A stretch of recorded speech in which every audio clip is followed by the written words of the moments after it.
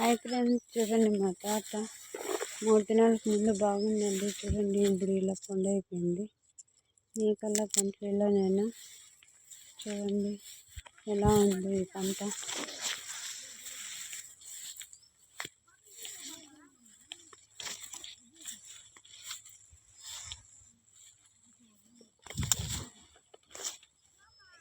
కాత తక్కువే, పూత తక్కువే.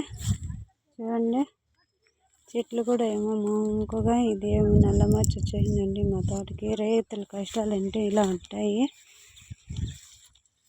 ఎంత కష్టపడి తీసిన పంట ఇలా అయితే కడుక్కోవాలిదో చెప్పండి.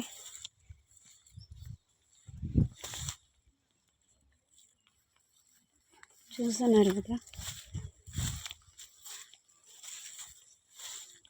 పంట పచ్చగా ఉంటే రైతుల సంతోషం. ఇలా అయిపోతే కడుపు కాలిపోతుందండి.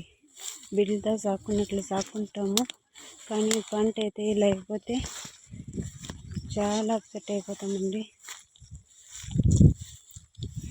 మీకల్లా ఎలా ఉంటే కామెంట్ బాక్స్లో కామెంట్ చేయండి. ప్లీజ్ సబ్స్క్రైబ్ చేసుకోండి. ఓకేనా, బాయ్.